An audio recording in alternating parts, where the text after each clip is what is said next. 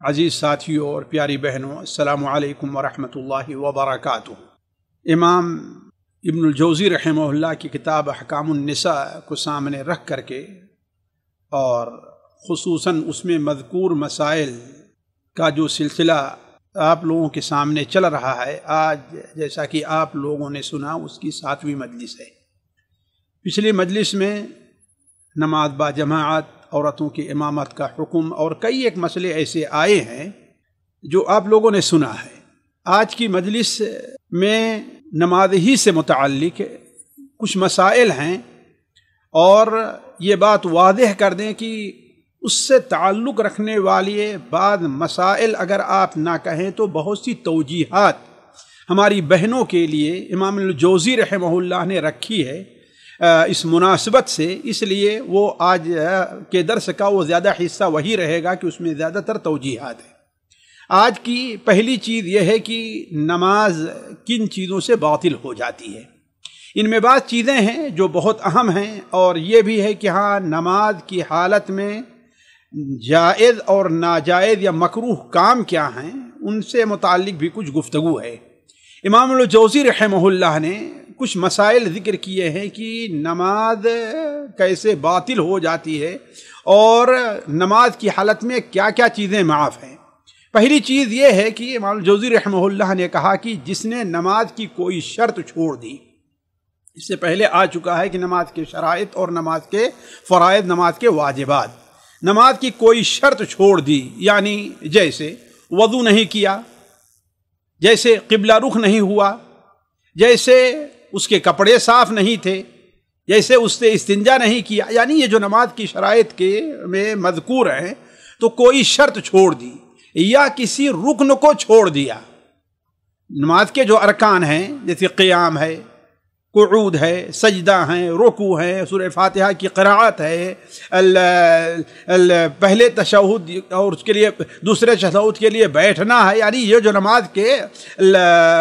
ارکان مذکور ہوئے ہیں، تو اگر کوئی شخص کسی نماز کوئی شرط چھوڑ دیتا ہے یا کسی رکن کو چھوڑ دیتا ہے تو اس کی نماز باطل ہو گئی۔ اسی طرح اگر کوئی شخص نماز کو توڑنے کا عزم کر لیتا ہے، یہ سمجھنے کی بات ہے، یعنی کوئی شخص کوئی رکن تو نہیں چھوڑتا، کوئی شرط نہیں چھوڑتا، لیکن مکمل ارکان اور شرائط کے ساتھ نماز میں کھڑا ہوا ہے، لیکن کوئی ایسا صورتحال پیش آئی، کوئی چیز اس کو یاد آئی، کچھ ہوا کہ اس نے نماز کے چھوڑنے کا مکمل ارادہ کر لیا، تو ان تمام صورتوں میں نماز باطل ہو جائے گی۔ نماز باطل ہو جائے گی، شرط کے چھوٹنے پر بھی، رکن کے چھوٹنے پر بھی، اللہ یہ کہ اس کو پورا کرے۔ اور اسی طریقے سے کوئی شخص نماز چھوڑنے کا عزم یعنی پختہ ارادہ کر لے، اگرچہ نہیں سلام پھیرتا ہے، نہیں نماز چھوڑتا، تو اس کی نماز جو ہے کیا ہے، باطل ہو جائے گی۔ اور اگر پختہ عزم نہ کرے بلکہ تردد کا شکار رہا کہ ارے توڑوں نماز کو کہ نہ توڑوں، نہ توڑ دوں کہ نہ توڑ دوں، تو ایسی صورت میں اس کی نماز باطل نہیں ہوگی۔ امام الجوزی نے کہا کہ اس سلسلے میں مذہب حنبلی میں 2 قول ہیں، ایک ہے کہ نماز باطل ہوگی، دوسرے ہے باطل نہیں ہوگی، لیکن راجح قول یہی ہے کہ صرف تردد سے نماز باطل نہیں ہوتی۔ کیوں؟ اس لیے کہ اللہ تعالیٰ اللہ کے رسول صلی اللہ علیہ وسلم نے ارشاد ہے، انما الاعمال بالنیات، اعمال کی صحت کا دارومدار کی نیت کے اوپر ہے، تو جب مکمل نیت نہیں رہے گی نماز کے توڑنے کی تو نماز باطل نہ ہوگی۔ اسی طریقے سے اگر کوئی شخص جان بوجھ کر نماز میں بات کرتا ہے، جان بوجھ کر کے نماز میں کسی سے بات کرتا ہے تو اس کی نماز باطل ہو جائے گی۔ اور اگر بھول کر بات کرتا ہے، یعنی کھڑا تھا اچانک کوئی سامنے آیا، اسے کوئی بات کہہ دیا، جیسے کہ بسا اوقات ہوتا ہے، تو اگر بھول کر بات کرتا ہے تو نماز باطل نہیں ہوگی، البتہ سجدے سہو کرنا ہوگا۔ اس میں تھوڑی سی تفصیل میں آپ کے سامنے رکھتا ہوں۔ اس سے پہلے میں حضرت معاویہ ابن حکم سے ایک حدیث جو اس سلسلے میں صحیح مسلم اور سنن ابو داؤد، سنن نسائی وغیرہ میں مروی ہے، اس کا میں ایک خلاصہ آپ کے سامنے رکھتا ہوں۔ حضرت معاویہ ابن حکم السلمی رضی اللہ تعالیٰ عنہ نبی کریم صلی اللہ علیہ وسلم کے پاس آ کے مسلمان ہوئے۔ آپ نے انہیں کچھ باتیں سکھائی، نماز کا طریقہ سکھایا، تو وہ بیان کرتے ہیں کہ میں آپ صلی اللہ علیہ وسلم کے ساتھ نماز پڑھ رہا تھا تو ہمارے بغل میں ایک شخص جو نماز پڑھ رہا تھا اس کو چھینک آ گئی، اور ہم نے آپ صلی اللہ علیہ وسلم سے یہ سیکھا تھا کہ اگر کسی کو چھینک، مسلمان کا ایک حق یہ بھی ہے کہ اس کے چھینک کا جواب دیا جائے. تو حضرت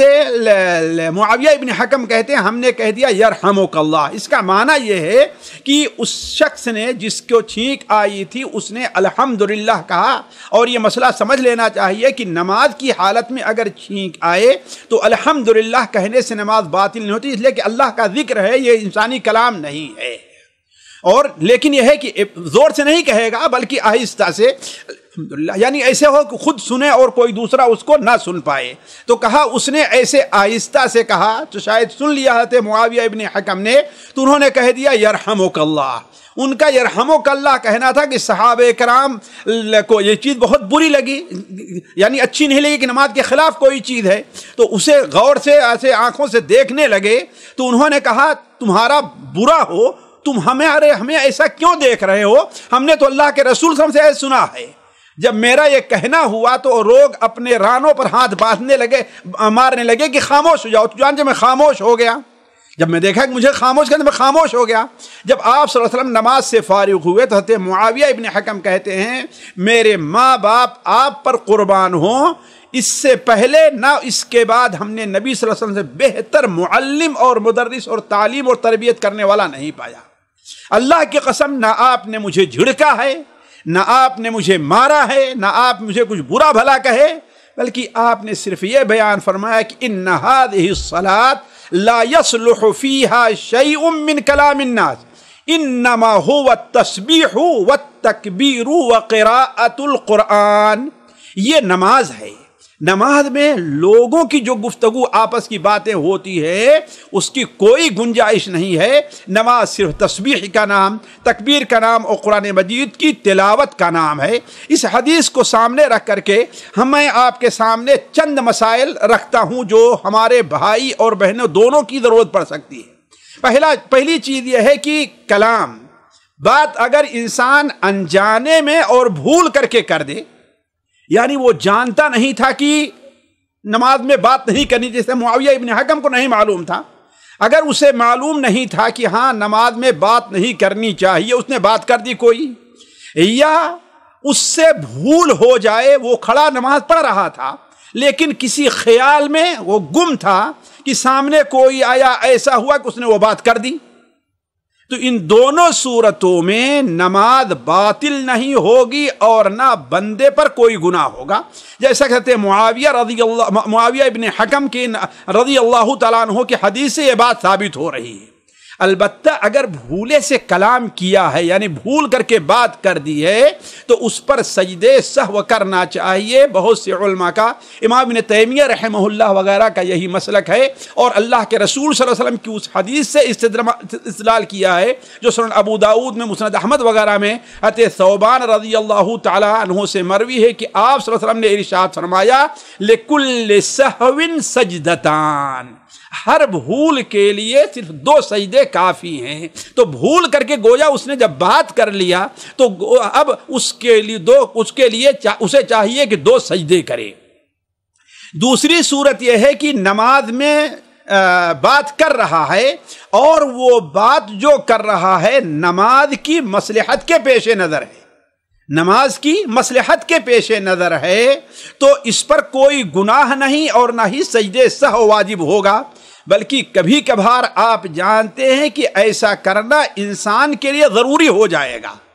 مثال کے طور پر ایک شخص ہے جو نماز پڑھا رہا ہے،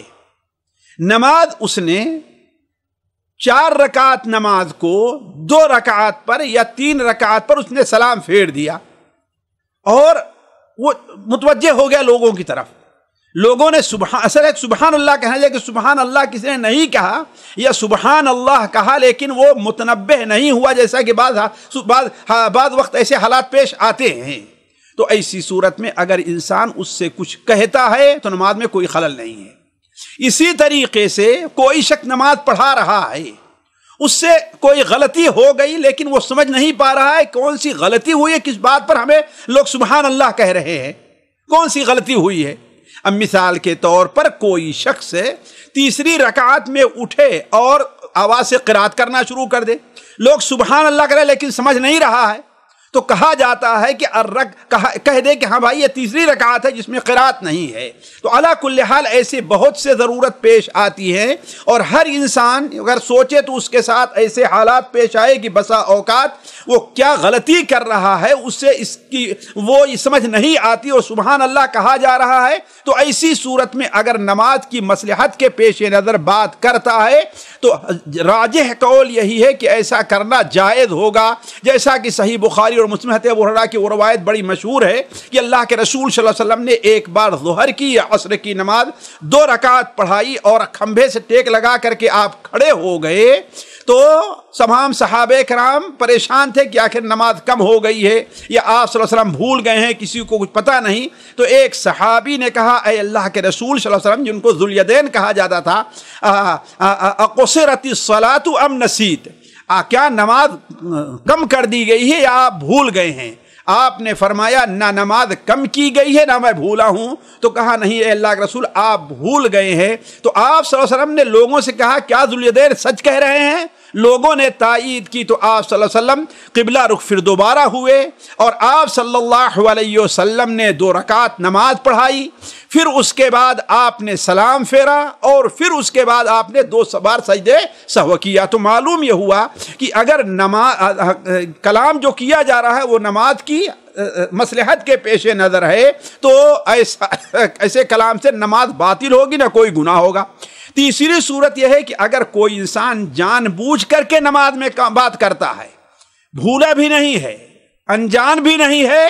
اور اس بات میں نماز کی کوئی مصلحت نہیں ہے، جیسا کہ بہت سے کمزور ایمان اور بے دین لوگ مذاق میں ایسا کرتے ہیں، تو ایسی صورت میں نماز باطل ہو جائے گی، بلکہ یہ سمجھا جائے گا کہ یہ شخص نماز کے ساتھ کھلواڑ کر رہا ہے۔ اس کے بعد امام الجوزی رحمہ اللہ نے کہا نماز میں اگر قہقہا لگا کر کے ہنس دے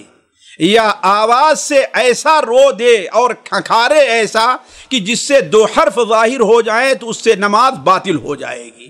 یہ امام الجوزی رحمہ اللہ کہنا ہے۔ اس کے اوپر چند ملاحظے ہیں۔ پہلا ملاحظہ، اگر کوئی شخص عمدن اور لاپرواہی سے میں قہقہا لگا کر کے ہنستا اس سے نماز کا بطلان نہیں ہوگا، اس کے اوپر کوئی دلیل نہیں ہے۔ لیکن اگر کوئی آدمی عمدن اور نہیں، مجھ سے تعبیر میں غلطی ہو گئی، اگر کوئی شخص عمدن اور لاپرواہی سے قہقہا لگا کر کے ہنستا ہے تو اس سے نماز باطل ہو جائے گی۔ کیوں؟ یہ نماز کا گویا کہ کھلواڑ کر رہا ہے، نماز کا مذاق کر رہا ہے، بلکہ خطرہ یہ ہے کہ نماز کی اہمیت کو نہ گھٹاتے ہوئے ایسا آدمی کوئی کرتا ہے تو یہ کفر ہوگا۔ اس میں سمجھنا چاہیے ہمارے بہت سے لوگ، ان کا کوئی ساتھی نماز پڑھتا ہے اسے ہنساتے رہتے ہیں، کوشش کرتے ہیں کہ وہ ہنسے، ایسی باتیں کر کے کچھ اشارے کر کے۔ یہ چیز قطعاً جائز نہیں، یہ بہت خطرہ ہے، ہو سکتا ہے کہ یہ کفر میں داخل ہو جائے۔ لیکن اگر اچانک کوئی شخص جان بوجھ کر کے نہیں ہنس رہا ہے، اچانک اسے کوئی چیز سامنے آئی اور ہنسی آ گئی، یا اس نے کسی چیز کو یاد کیا اور اسے ہنسی آ گئی، تو یہ چیز غلط اگرچہ ہے، لیکن آواز بھی اگر نکل جائے تو اس سے نماز نہیں ٹوٹتی۔ کیوں؟ اس لیے کہ اس پر انسان کا کوئی اختیار نہیں ہے۔ بسا اوقات انسان کو ایسے ہنسیا، کوئی نماز پڑھ رہا ہے، سامنے سے کوئی بچہ گیا اور گر گیا، یا کوئی بچہ یا کسی نے ایسی بات کہہ دی تو نماز تو ٹوٹ جائے، اس سے نماز نہ ٹوٹے گی اور نہ ہی اس کو نماز کو دہرانا ہوگا قہقہا لگا کر کے۔ تو گویا کہ اس پر جو ہے انسان کا نہ اختیار ہے، تو اس پر کوئی مواخذہ نہیں ہوگا۔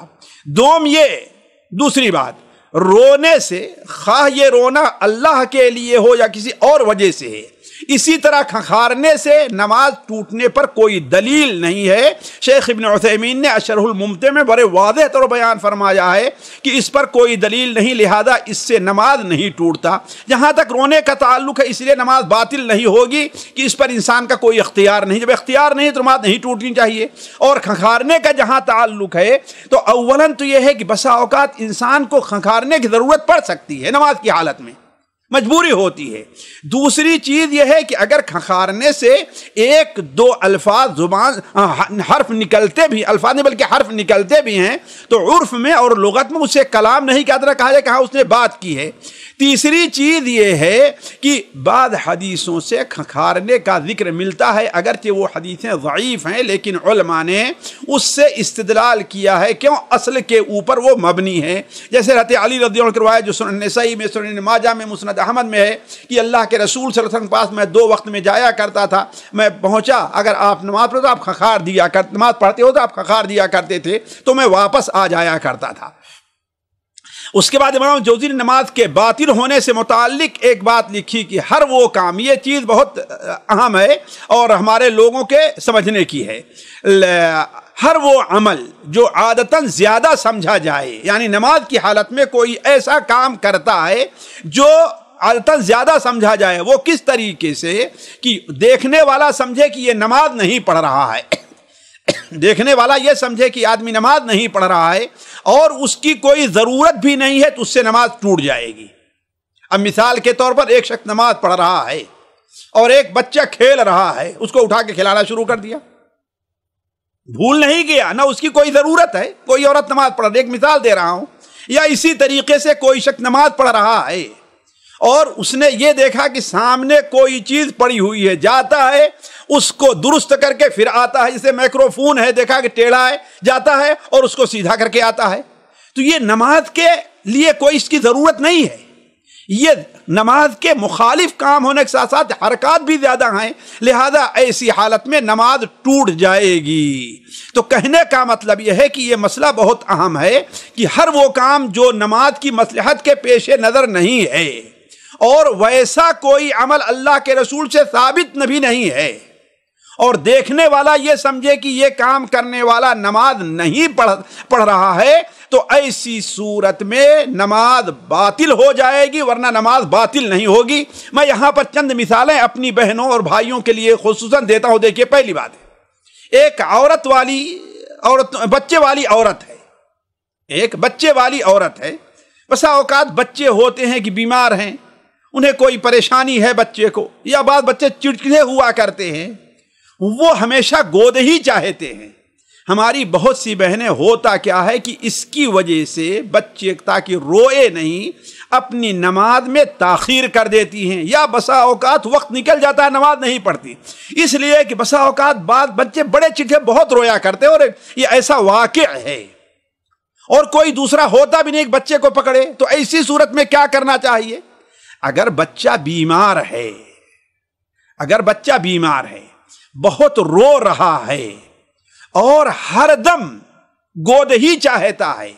تو ایسی موقع پر ہماری بہنوں کو یہ اجازت ہے کہ وہ بچے کو گود میں لے کر کے نماز پڑھیں، اگرچہ سجدے کے لیے اسے زمین پہ بیٹھانا پڑے، پھر اس کے بعد سجدے سے اٹھے تو اپنی گود میں لے لینا پڑے، ایک ہی ہاتھ سے نیت باندھنے کی ضرورت پڑے یا دونوں ہاتھ سے اس کو لینے کی ضرورت پڑے، ایسی صورت میں دین کے اندر یہ آسانی ہے، سختی نہیں ہے کہ آدمی کو اس طریقے سے مجبور کیا جائے کہ بچہ چیخ رہا ہے اور عورتیں دل کی کمزور ہوتی ہیں، ان کا نماز میں دل نہیں لگ رہا ہے، نماز ان کی برباد ہو رہی ہے، نماز چھوٹ رہی ہے، اس کی اجازت شریعت نہیں دیتی، بلکہ بچے کو عورت گود لے کر کے نماز پڑھائے۔ خود نبی کریم صلی اللہ علیہ وسلم بخاری اور مسلم میں حضرت ابو قتادہ انصاری سے مروی ہے کہ آپ صلی اللہ علیہ وسلم نے ایک بار اپنی نواسی امامہ بنت ابی العاص، زینب آپ کی جو بیٹی تھی، ان کی بیٹی امامہ تھی، انہیں لے کر کے آپ صلی اللہ علیہ وسلم نماز پڑھائے۔ جب آپ سجدے میں جاتے تو آپ انہیں زمین پر بیٹھا دیتے اور سجدے سے اٹھتے تو گود میں لے لیا کرتے تھے۔ تو کہنے کا مطلب یہ ہے کہ ایسی صورت میں کوئی فرق نہیں پڑے گا اور نماز بالکل صحیح ہوگی۔ دوسری صورت یہ ہے، ہماری ایک بہن نماز پڑھ رہی ہے، دروازے پر دستک ہوتی ہے اور ایسا ممکن ہے کہ آگے بڑھ کر کے وہ اس کا رخ قبلے کی طرف سے نہ پھرے، وہ دروازہ کھول سکتی ہے، یا پیچھے تھوڑا سا جا کر کے اور ایسے جا کر کے قریب ہے دروازہ کھول سکتی ہے، تو اس کے لیے یہ جائز ہے کہ دروازہ کھول دے، اس لیے کہ بعض شوہر ایسے ہوا کرتے ہیں کہ وہ بالکل اٹینشن ہیں، बिल्कुल ऐसा लगता है कि अगर 1 मिनट भी ताखिर हो दरवाज़ा तोड़ करके अंदर आ जाएंगे और जुबान से गलत बातें बकना शुरू कर देते हैं और नाराज होते हैं। ये नहीं समझते कि हाँ भाई, अगर वो मेरी बीवी दरवाज़ा नहीं खोल रही है तो वो किसी हालत में होगी, कोई सूरत हाल पेश होगी, वरना दरवाज़ा क्यों नहीं खोल रही है। तो जहां पर ये सूरत हाल हो, हमारी बहनों के लिए ये इजाज़त है कि अव्वलन खखारे या नमाज पढ़ी जोर से क़िराअत कर दे कि सुनने वाला समझे कि नमाज में है, लेकिन कोई सूरत ना हो, बल्कि खखारने से भी काम नहीं चल रहा है। तो अगर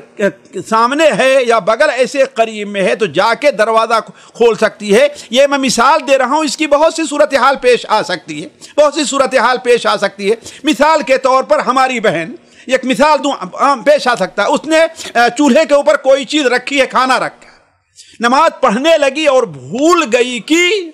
चूल्हा तो हमने बंद नहीं किया। अगर नमाज पढ़ते ख़त्म होने का इंतज़ार करे तो वो खाना जल जाएगा, और देखेगी करीब ही है, वो किबले रुख से मुड़ेगी नहीं, तो जा करके चूल्हे को बंद कर सकती है। इसमें कोई हरज की बात नहीं है। जैसे सुना अबू दाऊद वगैरह में हज़रत आयशा की एक हदीस है कि आप सल्लल्लाहु अलैहि वसल्लम, एक माई आयशा एक बार कहीं गई थी, आप सल्लल्लाहु अलैहि वसल्लम नमाज पढ़ रहे थे, उन्होंने दस्तक दिया, चूँकि किबले की तरफ दरवाज़ा था, आपने आगे बढ़ करके दरवाज़ा खोल दिया और वैसे ही पीछे चला आए।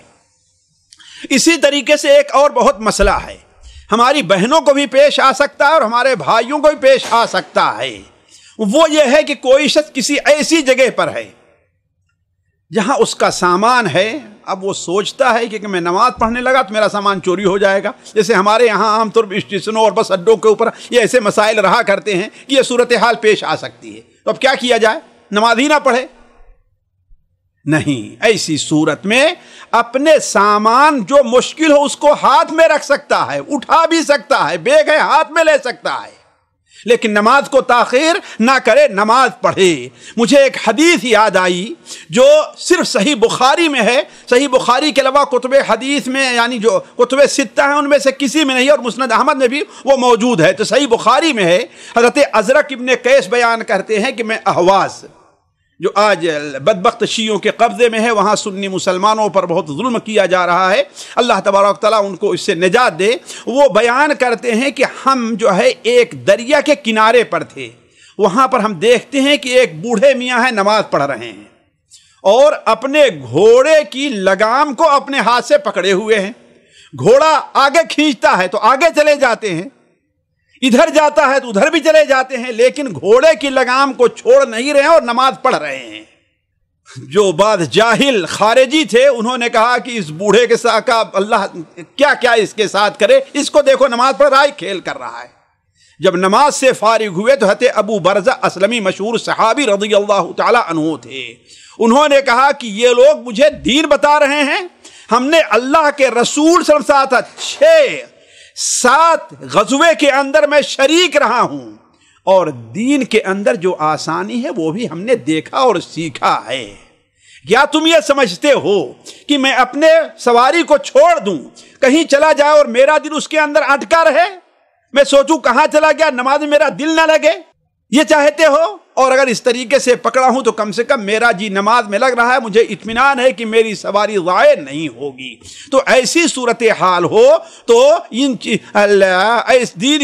दीन की इन रुखसतों से फ़ायदा उठाया जा सकता है। साथियों, उसके बाद इमाम इब्नुल जौज़ी रहमहुल्लाह बाद नमाज की हालत मकरूह काम क्या है उनका भी जिक्र करते हैं। ये चीज़ें मैं इसलिए बयान कर रहा हूँ कि इससे उमूमन हमारे और आपके यहाँ जो नमाज की किताबें होती हैं उनमें ये मसाइल इस तफसील के साथ नहीं बयान किए जाते।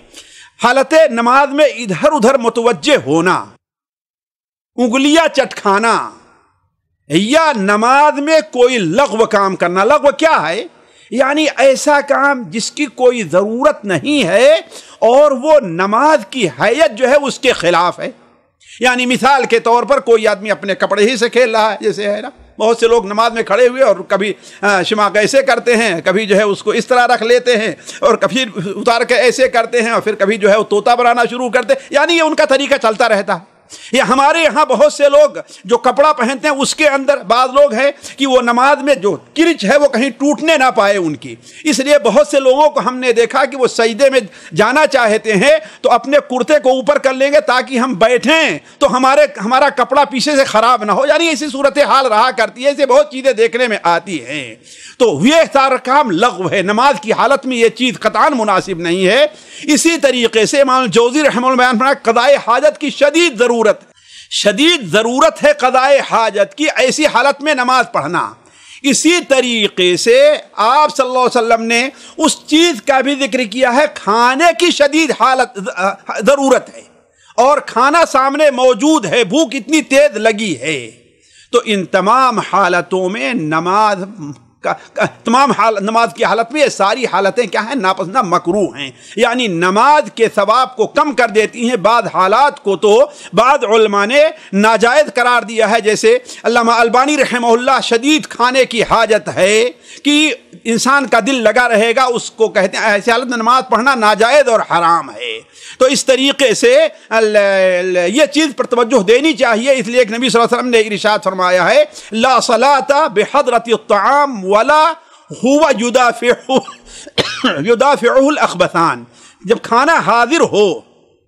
اور شدید ضرورت ہو کھانے کی، یا انسان کو قضاء حاجت کی پیشاب یا پیخانے کی شدید ضرورت ہو، تو ایسی حالت میں انسان کو نماز نہیں پڑھنا چاہیے۔ اسی طریقے سے نماز میں ادھر ادھر متوجہ ہونا، یہ متوجہ ہونا دو طریقے سے ہو سکتا ہے۔ ایک اہم توجہ ہونا تو یہ ہے کہ انسان نماز میں ہے لیکن اس کا دل نماز میں نہیں اور سوچ نہیں رہا ہے، آنے کوشش نہیں کر۔ دوسرا متوجہ ہونا کیا ہے؟ آنکھ سجدے کے بجائے کیا ہے؟ دائیں بائیں جدھر ہوتا ہے اپنی آنکھ کو پھیر رہا ہے، کبھی اوپر دیکھ رہا ہے، کبھی اس طرف دیکھ رہا ہے، کبھی ایسے دیکھ رہا ہے۔ اور ایک متوجہ ہونا ہوتا ہے کہ بسا اوقات لوگ ہاتھ کے علاوہ اپنے گردن کو بھی دائیں اور بائیں کی طرف کچھ موڑ دیتے ہیں، تو آپ صلی اللہ علیہ وسلم نے اس سے بھی منع فرمایا ہے۔ یہ ساری چیزیں جو ہے نماز کی حالت میں منع ہے۔ ہاں اگر کوئی ضرورت ہے دائیں اور بائیں دیکھنے کی تو یہ اللہ کے رسول صلی اللہ علیہ وسلم سے ثابت ہے کہ خواہ صرف آنکھ نظر کے ذریعے ہو یا گردن کو دائیں بائیں موڑ کر، شرط یہ ہے قبلے کی طرف سے نہ پھرے، یہ جائز ہے۔ صرف ایک حدیث میں آپ کے سامنے پیش کرتا ہوں، نبی کریم صلی اللہ علیہ وسلم سے متعلق صحیح بخاری اور صحیح مسلم میں ہے کہ ابوبکر صدیق رضی اللہ عنہ آپ کی جگہ ایک بار نماز پڑھا رہے تھے، آپ کہیں تشریف لے گئے تھے، آنے میں دیری ہو گئی تو صحابہ کرام نے حضرت بلال نے نماز پڑھانے کے لیے کہا، نماز پڑھانے لگے۔ ابھی حضرت بلال نماز پڑھا ہی رہے تھے کہ آپ صلی اللہ علیہ وسلم تشریف لے آئے اور لوگ اپنا ہاتھ مارنے لگے کہ ہاں بھائی آپ آ گئے ہیں۔ حضرت ابوبکر رضی اللہ عنہ کی خاصیت یہ تھی کہ نماز شروع کر دیا تو ادھر ادھر متوجہ ہونا نہیں ہے، نہیں متوجہ ہوتے تھے، اتنے خشوع اور خضوع سے نماز پڑھتے تھے۔ لیکن جب دیکھا کہ لوگ اپنی ہتھیلیاں بہت پیٹ رہے ہیں، تب مڑ کر کے دیکھا تو آپ صلی اللہ علیہ وسلم تشریف لائے۔ تو ایسا معلوم ہوا کہ وقت ضرورت انسان اگر اپنی گردن کو ادھر ادھر موڑ کر کے دیکھے تو دیکھ سکتا ہے۔ یہیں سے ہمیں ایک مسئلہ بھی معلوم ہوتا ہے کہ مثال کے طور پر آپ ایئرپورٹ کے اوپر ہیں، مثال کے طور پر آپ ریلوے اسٹیشن پر ہیں، کوئی سامان آپ نے رکھا ہے جسے بار بار دیکھنے کی ضرورت ہے اور آپ نماز پڑھ رہے ہیں، یا یہ ہے کہ کوئی آدمی نماز پڑھ رہا ہے اور کوئی بتانے والا نہیں ہے، اور یہ ہے کہ سگنل ہوا کہ نہیں ہوا، گاڑی آ رہی کہ نہیں آ رہی ہے، اس کا انسان کی نماز کے اوپر بہت اثر پڑتا ہے۔ اگر اسے معلوم نہ ہو، وہ پریشان رہے تو اس کی نماز کے اندر خشوع اور خضوع نہیں، لیکن اگر وقت ضرورت اسے یہ اجازت ہو کہ دائیں اور بائیں مڑ کر کے اس چیز کو دیکھ لے تو اسے ایک گنا اطمینان ملتا ہے، تو یہ صورت جو ہے جائز ہوگی۔ جیسا کہ سنن ابو داؤد میں اور صحیح ابن خزیمہ میں حضرت سہل بن حنظلیہ سے مروی ہے کہ آپ صلی اللہ علیہ وسلم غزوہ حنین کے موقع پر آپ صبح کی نماز پڑھا رہے تھے اور رہ کر کے وادی کی طرف آپ دیکھا کرتے تھے، وادی کی طرف دیکھا کرتے تھے۔ وجہ یہ ہے کہ آپ نے ایک سوار کو کسی ضرورت کے لیے بھیجا تھا اور اس کا انتظار تھا کہ وہ آیا کہ نہیں آیا، تو آپ اس کو دیکھ لیا کرتے تھے۔ اسی طریقے سے آگے امام الجوزی رحمہ اللہ لکھتے ہیں کہ اگر حالت نماز میں کوئی معاملہ درپیش آ جائے، جیسے کسی نے دستک دی اور اجازت چاہی، یا دیکھا کہ کوئی نابینا کنویں میں گرنے والا ہے، تو ایسی حالت میں مرد سبحان اللہ کہہ کر کے متنبہ کرے گا، اور عورت ہتھیلی بجا کر کے اس کی صورت یہ ہے کہ اپنے ایک ہاتھ کو دوسرے ہاتھ کے پشت پر مارے، ایسے کر کے متنبہ کرے گی۔ لیکن اگر نابینا ہے، جیسے متنبہ نہ ہو سکے اور خطرہ ہے کسی گڑھے میں گر جائے گا، تو نمازی کے اوپر واجب ہے کہ بات کرے، گڑھا گڑھا کہے، اس کی نماز میں کوئی خرابی نہیں آئے گی، یا یہ کہ آگے بڑھ کر کے اسے روکے اگر قبلے کی طرف ہے، اور اگر نہیں نماز توڑنا پڑے تو نماز کو توڑ کر کے بھی اسے وہاں سے یعنی گڑھے میں گرنے سے بچائے گا۔ یہاں پر یہ بھی بات دھیان دینی چاہیے کہ ہماری بہن کا اگر کوئی بچہ بیمار ہے، گھر میں کوئی نہیں ہے، ایسے حالات درپیش آئیں کہ مثال کے طور پر کسی نے پانی مانگا، اگر پانی نہیں مانگا تو پانی نہیں ملا تو خطرہ ہے کہ ان کو زیادہ نقصان ہو جائے گا، تو ان تمام حالتوں میں نماز چھوڑ سکتی ہے۔ اس کے بعد امام جوزی رحمہ اللہ نے نماز کے ممنوع اوقات کا ذکر کیا ہے۔ اس سلسلے میں تفصیل میں نہیں جانا چاہتا۔ نماز کے ممنوع اوقات 5 ہیں، جیسا کہ ہم کو معلوم ہے، طلوع فجر سے لے کر کے طلوع شمس تک، طلوع فجر سے لے کر کے طلوع فجر کے بعد، یعنی نفلی نماز کی بات، نفلی نماز طلوع فجر سے لے کر کے طلوع شمس تک صرف جو ہے وہ 2 سنت پڑھنے کی اجازت ہے اور باقی اجازت نہیں ہے۔ سورج نکلنے سے لے کر کے ایک نیزے کے برابر ہو جانے تک، یعنی نکلنا شروع کرے تو جب تک پورا نکل نہ آئے اور نکل کر کے کچھ اوپر نہ چلا جائے، اس وقت تک کوئی نماز پڑھنی جائز نہیں ہے۔ اسی طریقے سے ٹھیک دوپہر کو جب سورج ہوتا ہے تو اس وقت بھی نماز پڑھنا جائز نہیں ہے۔ یہاں پر ایک چیز واضح کر دوں کہ ہمارے بہت سے بھائی کو یہ مسئلہ ہوتا ہے کہ آخر سورج نکلنے میں یا قائمہ ظہیرہ میں کتنی دیر لگتی ہے۔ بعض علماء نے اس کے لیے یہ وقت محدد کیا ہے، اور علماء عام طور کہتے ہیں 15 منٹ پہلے، اور اس کی وجہ یہ بھی ہے کہ بعض علماء نے اس کا مشاہدہ کیا کہ سورج جب نکلنا شروع ہو، مکمل طور پر باہر آ جانے میں بسا اوقات یا زیادہ 12 منٹ لگتے ہیں۔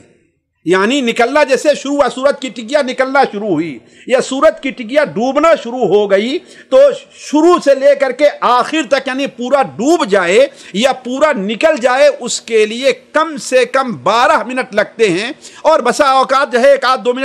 منٹ کم بھی ہیں۔ تو اسی لیے علماء کہتے ہیں 15 منٹ کا انتظار کرنا چاہیے۔ البتہ قائمہ ظہیرہ کے لیے اتنا وقت نہیں لگتا، اس کے لیے مشکل سے 5 یا 6 منٹ لگتے ہیں، لیکن علماء احتیاطاً اس کے لیے بھی 15 منٹ کہتے ہیں۔ تو نماز عصر کے بعد سے لے کے سورج ڈوبنے تک، اور سورج ڈوبنا شروع ہو جائے تو اس وقت تک جب تک مکمل سورج ڈوب نہ جائے، ان اوقات میں 2 وقت تو زیادہ ممانعت کے ہیں، کب جب سورج نکل رہا ہو تو اور سورج ڈوب رہا ہو تو، اور 3 وقت جو ہے اتنی ممانعت کے نہیں ہیں۔ اس کی دلیل جو ہے حضرت عمرو بن سلمہ کی روایت ہے کہ اللہ کے رسول صلی اللہ علیہ وسلم سے انہوں نے نماز کے بارے میں پوچھا تو آپ نے بیان فرمایا تم فجر کی نماز پڑھو، اس کے بعد رک جاؤ، اس لیے کہ فجر کی نماز میں اللہ تعالیٰ کے فرشتے حاضر ہوتے ہیں، اس کا اجر تمہارے لیے لکھا جائے گا، یہاں تک کہ سورج ڈوبنا شروع ہو جائے، سورج نکلنا شروع ہو جائے تو نماز سے رک جاؤ، یہاں تک کہ قید روم ہے، یعنی تھوڑا سا ایک نیزے کے برابر اوپر آ جائے، اس لیے کہ اس وقت جو ہے شیطان اپنی سینگ لگا کے کھڑا ہوتا ہے اور کچھ لوگ سورج کو سجدہ کرتے ہیں۔ اسی طریقے سے تم نماز پڑھو، نماز پڑھنے میں فرشتے وہاں پر حاضر ہوں گے، تمہیں اجر لکھا جائے گا، یہاں تک قائمہ ظہیرہ ہو جائے، اور قائمہ ظہیرہ شروع ہو تو تم نماز سے رک جانا یہاں تک کہ سورج ڈھل جائے۔ اس طریقے تم عصر کی نماز پڑھو، عصر کی نماز پڑھ لو تو نماز پڑھنے سے رک جاؤ یہاں تک کہ سورج ڈوب جائے۔ تو آپ صلی اللہ علیہ وسلم نے اس سلسلے میں اور متعدد حدیثیں ہیں، تو عقبہ ابن عامر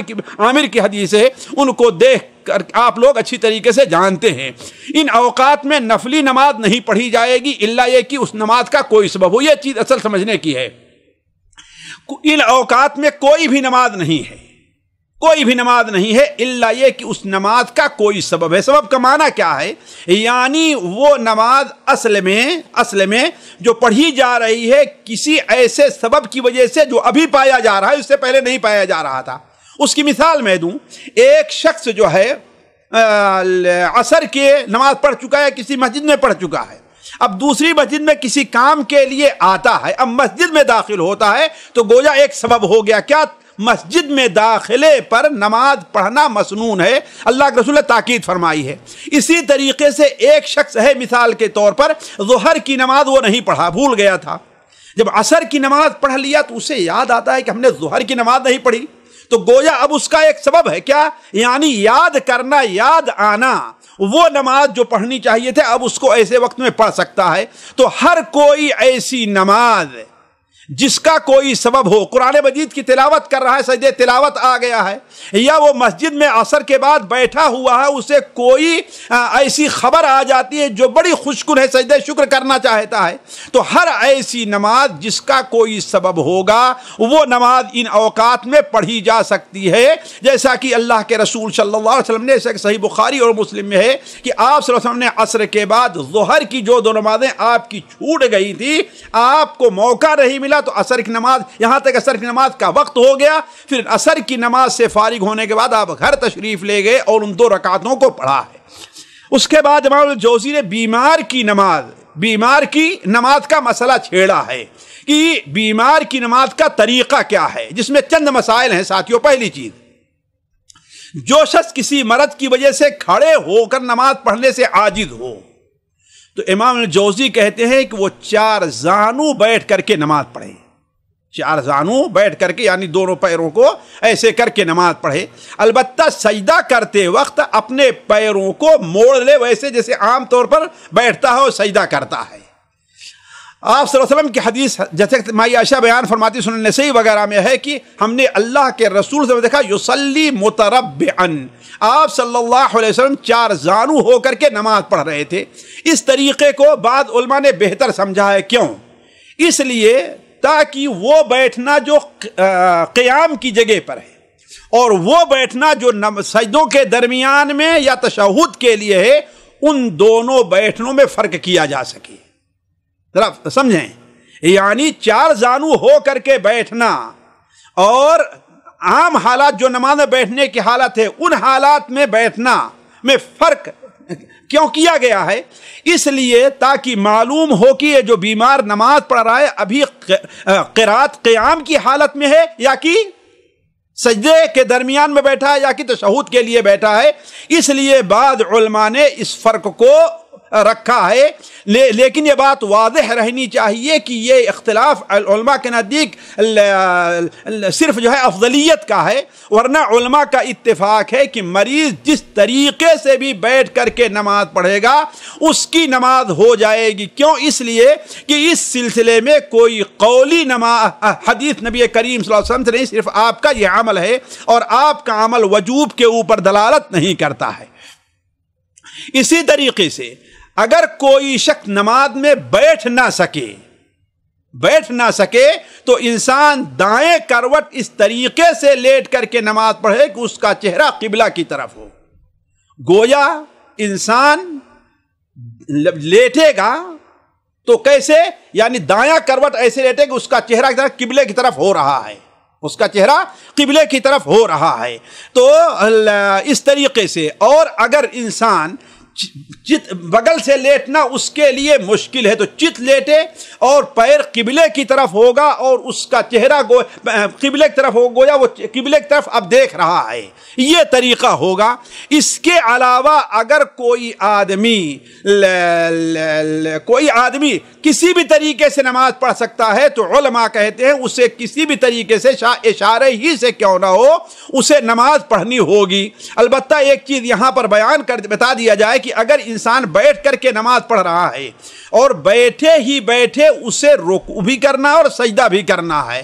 تو اسے رکوع میں جھکے گا، البتہ سجدے میں رکوع سے زیادہ جھکے گا، اور رکوع میں کے لیے جھکے گا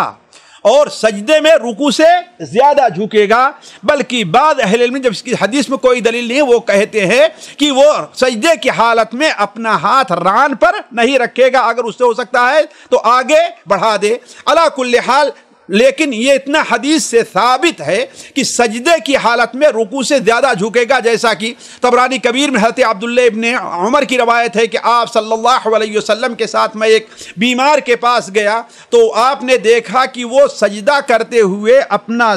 کسی لکڑی کے اوپر سجدہ کر رہا ہے، آپ نے لکڑی کو دور سے پھینک دیا، آپ نے فرمایا اس کو ہٹاؤ، اگر تم زمین پر سجدہ کر سکتے ہو تو زمین پہ سجدہ کرو، ورنہ فَأَوْمِ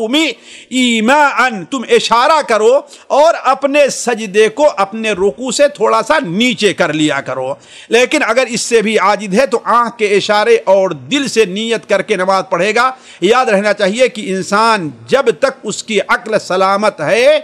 سمجھ اس کی باقی ہے، اس کے اوپر سے نماز معاف نہیں ہے۔ فاتقوا اللہ ما استطعتم۔ امام الجوزی رحمہ اللہ نے یہاں پر ایک اور بات لکھی ہے جس کو سمجھنا چاہیے کہ انسان مثال کے طور پر کھڑے ہو کر کے نماز نہیں پڑھتا، بیٹھ کر کے نماز پڑھ رہا ہے، لیکن بعض بیماریاں ایسی ہوتی ہیں کہ نمازی کی حالت میں اسے ایسا محسوس ہوا کہ اب تو میں کھڑے ہو سکتا ہوں، تو ایسی حالت میں اس کے لیے کھڑے ہو جانا واجب ہوگا، کھڑے ہو جانا واجب ہوگا، اس چیز کو سمجھنا چاہیے۔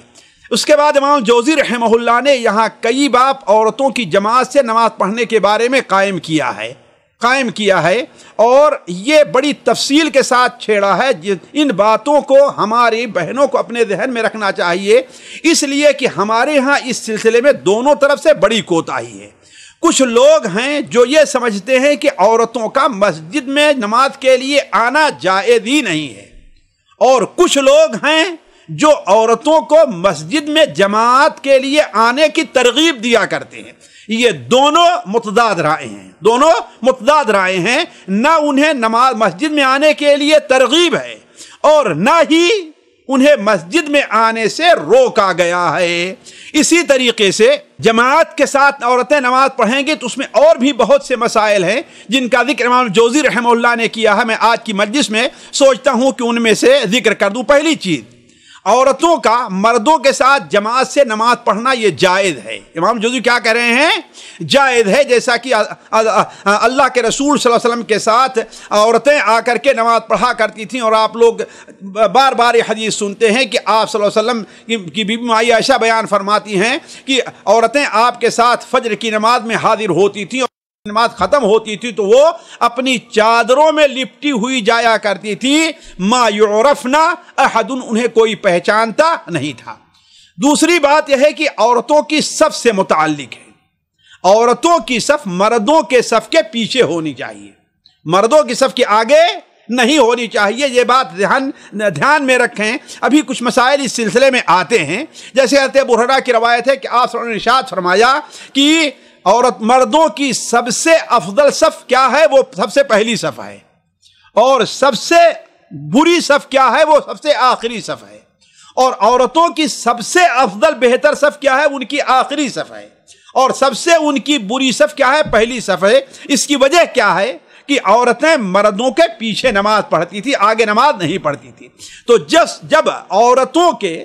کا مردوں کے صف کے پیچھے رہنا، قریب ہونا یہ بری ہونے کی دلیل ہے، تو آگے کس طریقے سے یہ جائز ہو سکتا ہے کہ آگے عورت کی صف بنائی جائے؟ اس سلسلے میں متعدد حدیثیں بھی ہیں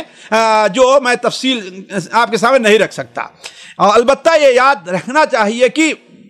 مرد کے لیے اگر اکیلا ہے تو اکیلے صف بنانے کی اجازت نہیں ہے، وہ امام کے بغل میں کھڑا ہوگا۔ البتہ عورت اگر اکیلی بھی ہے تو اسے اکیلے صف بنانا ہوگا، وہ مرد کے ساتھ صف میں کھڑی نہیں ہوگی۔ آگے امام جوزی نے اس سے کچھ مسائل مستنبط کیے ہیں، لکھتے ہیں اگر عورت مردوں کے صف میں کھڑی ہو جائے تو یہ مکروہ ہے، یعنی امام جوزی کے نزدیک یہ نہ حرام نہیں ہے، البتہ نہ اس کی نماز باطل ہوگی نہ اس شخص کی نماز باطل ہوگی جو اس کے بازو میں ہے۔ البتہ ایک امام عبدالعزیز رحمہ اللہ ہیں فقہ حنابلہ میں، وہ کہتے ہیں کہ نماز باطل ہو جائے گی، لیکن فقہ حنبلی کا مسلک یہ ہے کہ اس طریقے سے نماز باطل نہیں ہوگی، اور حق بھی ہے کہ نماز باطل ہونے کی کوئی دلیل نہیں ہے،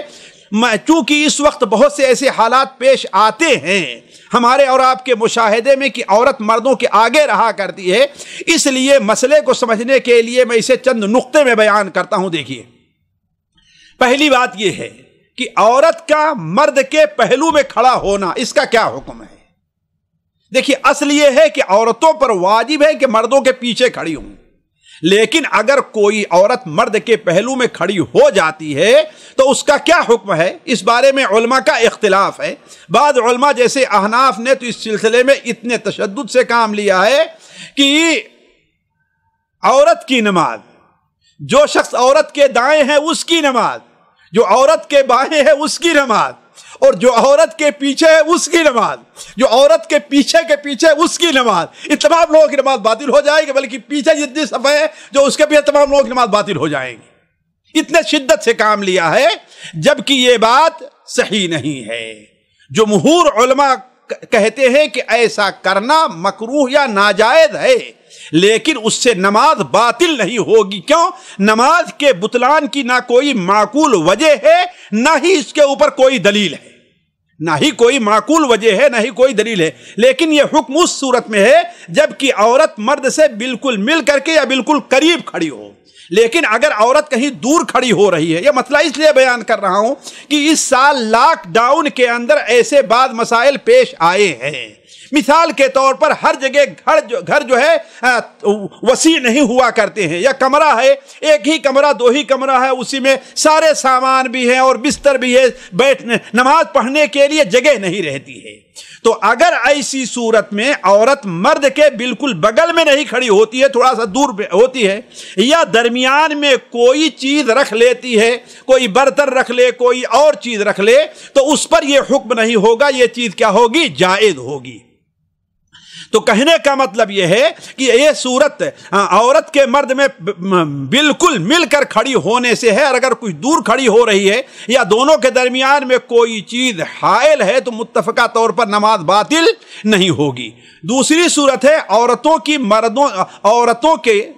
کی صف مردوں سے آگے ہو، یا مردوں کی عورت یعنی یا عورت مرد کے آگے کھڑی ہو، یا عورتوں کی جو صف ہے مردوں کی صف سے آگے ہو، اس کا کیا حکم ہوگا؟ اس بارے میں اصل یہ ہے کہ واجب تو یہ ہے کہ عورت کی صف مردوں کے صف سے پیچھے ہونی چاہیے، لیکن اگر کوئی مجبوری ہے، جیسے حرمین شریفین میں عموماً دیکھا جاتا ہے، خاص طور پر حرم مکی کے اندر، یا عورتوں کے لیے کسی مسجد سے ملا کر کوئی مصلی بنانا ہے جو مسجد کا حصہ مانا جائے، یا اسے صرف عورتوں کے لیے وقتی طور پر مصلی کی حیثیت دی جائے۔ اور ہمارے ہندو پاک بنگلہ دیش وغیرہ میں بڑے شہروں کے اندر یہ صورتحال پیش آتی ہے، لوگ سوال کرتے ہیں، اور یہ بات ہم واضح کر دیں، یہاں فتوے اور مسئلہ میں نہیں بتا رہا ہوں، یہاں ایک علمی چیز ہے، اس کی کیا صورتحال ہے اور اس کی کیا شرعی حیثیت وہ میں واضح کر رہا ہوں۔ واقع پر تطبیق میں پیش کرنا یہ الگ مسئلہ ہے، میں وہاں پر نہیں جاتا۔ تو اس سلسلے میں کہنے کا مطلب یہ ہے کہ اگر عورت مردوں کے آگے کھڑی ہوتی ہے، مردوں کے آگے کھڑی ہو رہی ہے صف میں، یا عورتوں کی صف مردوں کے صف سے آگے ہوتی ہے، یا عورت کے لیے کوئی مصلی بنانا ہے، نماز پڑھنے کی جگہ بنانا ہے، اور ممکن نہیں ہے کہ وہ پیچھے ہو، یا تو مردوں کے صف سے آگے ہوگی یا برابر ہوگی، تو ایسی صورت میں کیا ہے؟ تو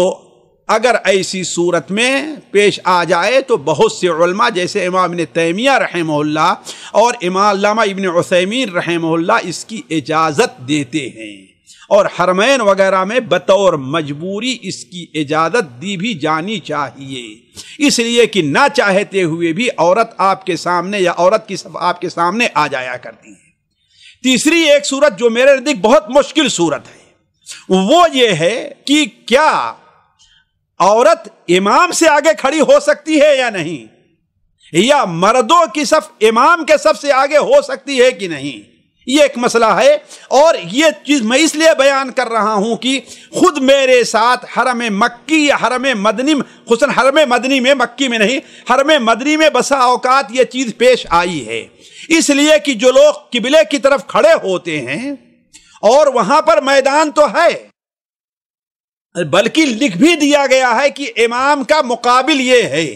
لیکن بسا اوقات لوگ آگے کھڑے ہو جایا کرتے ہیں۔ ایسی صورت میں ان صفوں کا یا ان لوگوں کی نماز کا کیا حکم ہوگا؟ تو اصل یہ ہے کہ یہ چیز شرعاً جائز نہیں ہے، اور ایسی صورت میں جو لوگ یا عورتوں کی جو صف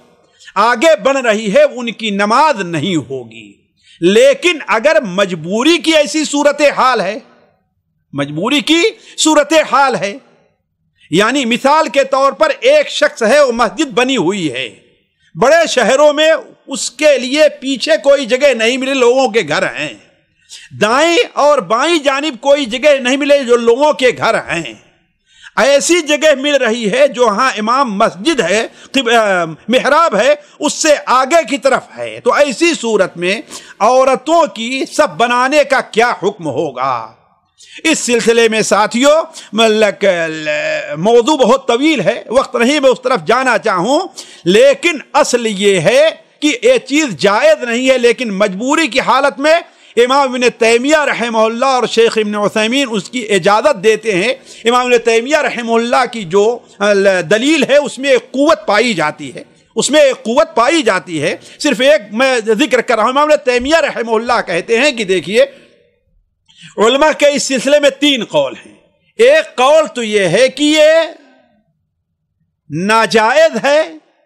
یا مکروہ ہوگا، لیکن نماز اس سے باطل نہیں ہوتی ہے۔ دوسرا قول یہ ہے کہ یہ اس سے ناجائز بھی اور نماز جو آگے پڑھے گا اس کی نماز باطل ہو جائے گی۔ تیسرا قول امام ابن تیمیہ رحمہ اللہ نے اپنے فتاوی کے اندر تفصیل سے لکھا ہے، وہ یہ ہے کہ نماز یہ چیز اصل تو یہ ہے کہ یہ جائز نہیں ہے، لیکن اگر کوئی عذر ہے، یعنی پیچھے یا بغل میں جگہ نہیں مل پا رہی ہے، مجبور ہے، جس طریقے سے ہم نے کہا کہ حرم مدنی کے اندر ہے، حرم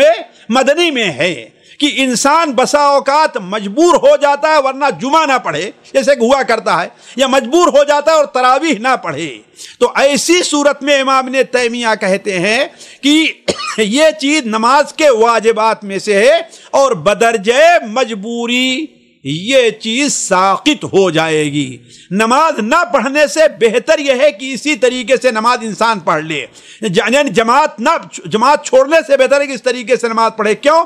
اس لیے کہ نماز کی حالت میں اگر انسان جماعت میں ہے تو جماعت کی وجہ سے بہت سے واجبات کو انسان چھوڑ دیتا ہے، اور بہت سی ایسی چیزیں جو اسے نہیں کرنا چاہیے اسے کرنا پڑتا ہے، بلکہ اگر وہ امام کے ساتھ نہیں ہے، اگر وہ کام کرتا اس کی نماز باطل ہو جائے گی۔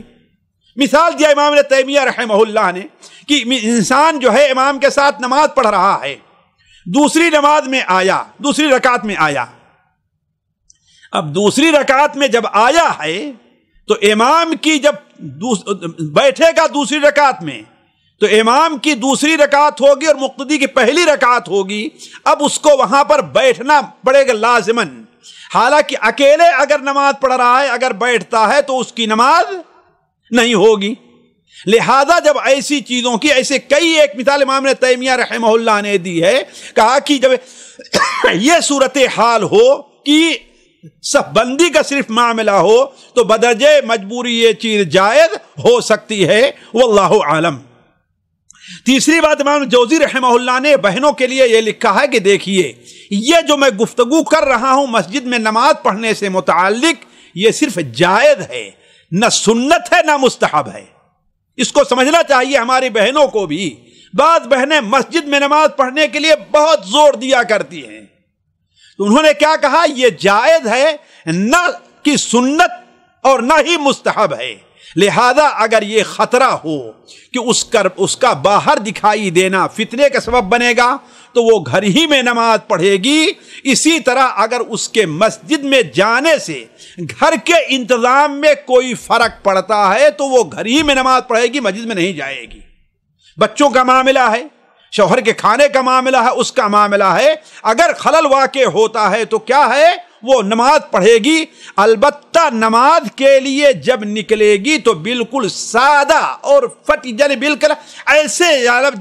حالت جس کے میں کسی قسم کی زیب و زینت کا اظہار نہیں ہونا چاہیے، جیسا کہ نبی کریم صلی اللہ علیہ وسلم کی حدیث مسند بزار وغیرہ میں ہے، مسند احمد میں بھی ہے کہ آپ نے بیان فرمایا لا تمنعوا اماء اللہ مساجد اللہ وَلْيَخْرُجْنَ تَفِلَاتٍ۔ تفل اصل اسے تفل کے معنی کیا ہوتا ہے، یعنی بالکل سادہ بلکہ پھٹے پرانے کپڑے ایسے پہن کر کے جائے گی، کسی بھی قسم کی زینت اختیار نہیں کرے گی۔ یہ بات کئی ایک حدیثوں کے اندر آئی ہوئی ہے۔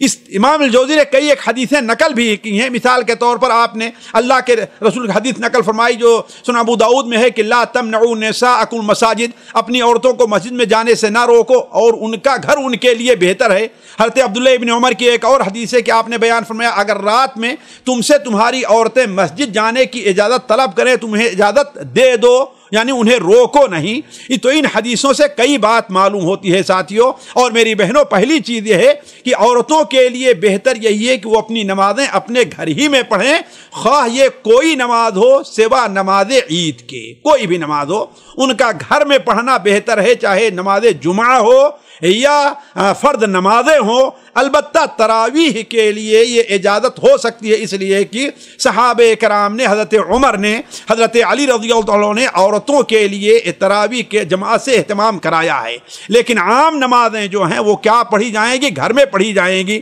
اس سلسلے میں شاید پچھلے مجلس میں حضرت ام حمید کی حدیث آئی تھی کہ نہیں آئی تھی، اسے اپنے سامنے رکھنا چاہیے کہ آپ صلی اللہ علیہ وسلم کے بعد ام حمید آتی ہیں اور کہتی ہیں اے اللہ کے رسول صلی اللہ علیہ وسلم مجھے آپ کے ساتھ نماز پڑھنا بڑا پسند ہے۔ تو آپ نے کیا بیان فرمایا کہ اے ام حمید میں جانتا ہوں کہ تم میرے ساتھ نماز پڑھنا پسند کرتی ہو، لیکن یاد رکھو تمہارا اپنے کمرے کی اس خاص جگہ میں جو بحیثیت تجوری کے ہوتی ہے وہاں تمہارا نماز پڑھنا اپنے کمرے میں نماز پڑھنے سے زیادہ لائق ثواب اور بہتر ہے، اور تمہارا اپنے خاص کمرے میں نماز پڑھنا گھر کے صحن میں نماز پڑھنے سے زیادہ بہتر ہے۔ تمہارا اپنے گھر کے صحن میں نماز پڑھنا اپنے محلے کی مسجد میں نماز پڑھنے سے زیادہ لائق ثواب ہے، اور تمہارا اپنے محلے کی مسجد میں نماز پڑھنا میری مسجد میں نماز پڑھنے زیادہ لائق ثواب ہے۔ تو گویا آپ غور کریں اللہ کے رسول صلی اللہ علیہ وسلم مسجد میں جس میں نماز پڑھنے کا کتنا 1000 گنا ثواب زیادہ ہے، اس مسجد میں نماز پڑھنا سے کے مقابلے میں اپنے گھر میں نماز پڑھنا یہ 4 گنا زیادہ اہمیت رکھتا ہے۔ ذرا سوچیں آپ یہ، لہذا اگر کوئی عورت اپنے گھر میں نماز پڑھتی ہے تو یہ اس کے لیے زیادہ بہتر ہے۔ اگر دوسری بات، اگر کوئی عورت مسجد میں نماز پڑھنا چاہے تو اس کے لیے اجازت ہے،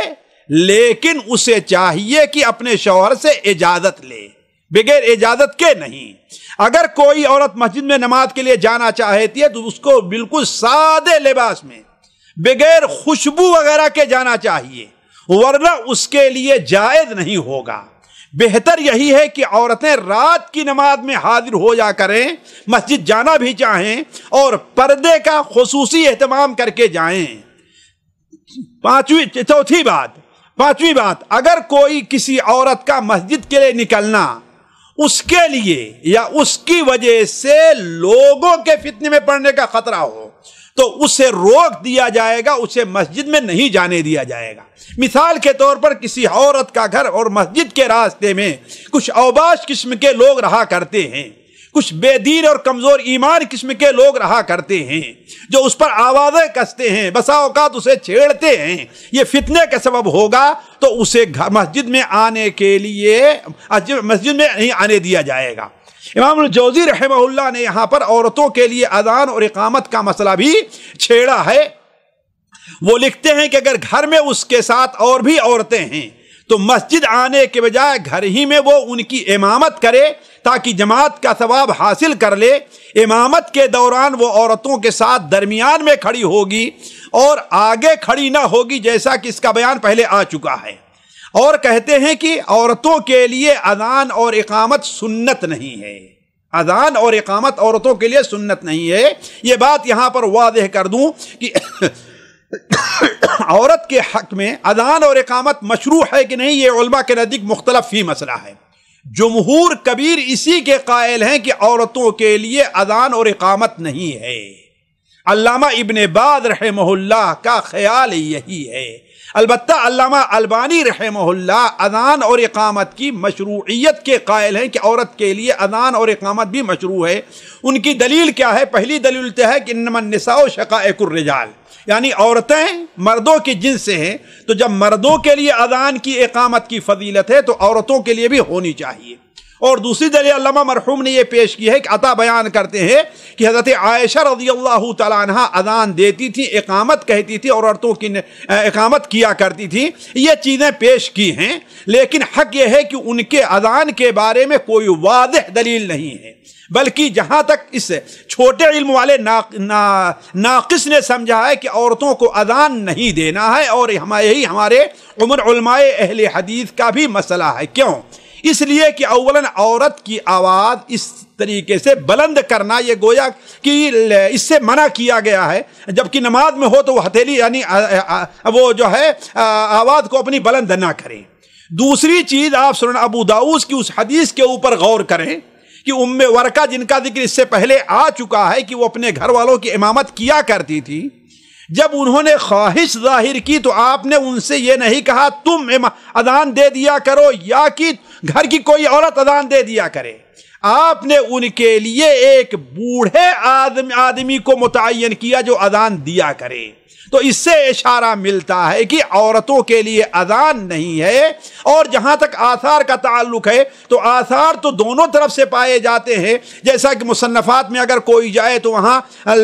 صحابہ اور تابعین کے آثار ہے کہ بعد میں ہے کہ ہاں اقامت ہونی چاہیے، بعد میں اذان ہونی چاہیے، دینی چاہیے عورتوں کو، بعد میں ہے اذان دینی نہیں چاہیے۔ تو کہنے کا مطلب اس سلسلے میں احتیاط یہی ہے کہ عورتیں اذان وغیرہ نہ دیں۔ عورتوں کے لیے جمعہ کی حاضری، امام الجوزی رحمہ اللہ نے کہا ہے کہ عورتوں پر جمعہ واجب نہیں ہے، لیکن اگر وہ جمعہ پڑھنے جاتی ہے تو اس کا جمعہ پڑھنا درست ہوگا اور نماز ظہر کے لیے کافی ہوگا۔ لیکن اگر وہ جمعہ کے لیے آنا چاہتی ہے تو وہ بھی غسل کرے گی، جیسا کہ مردوں کے لیے غسل واجب ہے، اس کے اوپر بھی غسل واجب ہوگا۔ امام ابن الجوزی رحمہ اللہ نے یہاں پر ایک حدیث صحیح ابن خزیمہ وغیرہ کے حوالے سے نقل کی ہے، لیکن اس کی سند ضعیف ہے کہ من اتى الجمعۃ من الرجال والنساء، عورتوں سے اور مردوں میں سے جو جمعہ پڑھنے کے لیے آئے وہ غسل کرے۔ لیکن جو عام نمازیں، جو عام حدیثیں جمعہ کے غسل کی تاکید کے لیے ہیں، ان حدیثوں کو پیش نظر رکھ کر کے کہا جا سکتا ہے کہ عورت اگر نماز پڑھنے جمعہ پڑھنے آتی ہے تو اس کے لیے بھی غسل ضروری ہے۔ چھٹا مسئلہ امام جوزی نے عورتوں کی نماز سے متعلق عید کی نماز کی حاضری سے متعلق لکھا ہے، اور امام جوزی لکھتے ہیں کہ عورتوں کا عیدگاہ جانا جائز ہے، لیکن اس نکلنے میں ان کے لیے یا ان کے ذریعے دوسروں کے لیے فتنے کا خوف نہ ہو۔ اگر خوف ہے تو ان کے لیے نہ نکلنا ہی بہتر ہوگا، کیونکہ اس زمانے کی عورتوں بلکہ مردوں کی نشو و نما جن امور پر ہوئی ہے اس زمانے سے مختلف ہے۔ لیکن امام جوزی رحمہ اللہ نے یہاں پر جو حدیثیں نقل کی ہیں ان حدیثوں سے عورتوں کے عیدگاہ جانے کی تاکید ثابت ہوتی ہے، جیسا کہ اللہ کے رسول صلی اللہ علیہ وسلم کی حدیث ہے۔ حضرت عبداللہ بن عباس بیان فرماتے ہیں کہ یأمر بناتہ ونساءہ ان یخرجن فی العیدین، آپ اپنی عورتوں کو اور اپنی بچیوں کو حکم دیتے تھے کہ عیدین کے لیے نکلیں، اور حضرت ام عطیہ کی صحیح بخاری اور مسلم مشہور حدیث ہے۔ لہذا اصل یہ ہے کہ عورتوں کے لیے عیدگاہ میں جانا، لیکن وہ تمام شروط ہیں کہ وہ عید خوشبو نہیں لگائے گی اور یہ نہیں کرے گی، ان چیزوں کا اہتمام نہیں کرے گی۔ امام الجوزی رحمہ اللہ نے یہاں پر عورتوں کے باہر نکلنے کے کچھ آداب ذکر کیے ہیں جن کا اہتمام ہماری بہنوں کے لیے ضروری ہے۔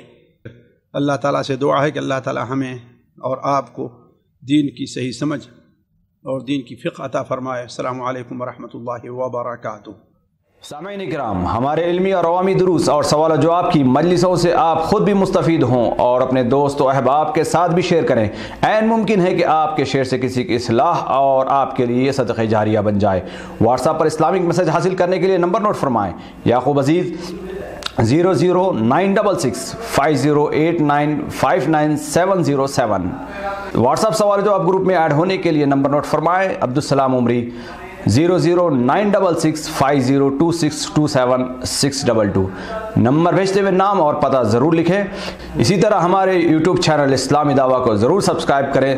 تاکہ ہماری ہر نئی اور اہم ویڈیو کی اطلاع آپ کو فوری حاصل ہو جائے۔ تمام دروس، مقالات اور سوال و جواب سیریز کے لیے ہماری مشہور ویب سائٹ www.islamidawah.com کا مشاہدہ کرتے رہیں۔ السلام علیکم ورحمۃ اللہ وبرکاتہ۔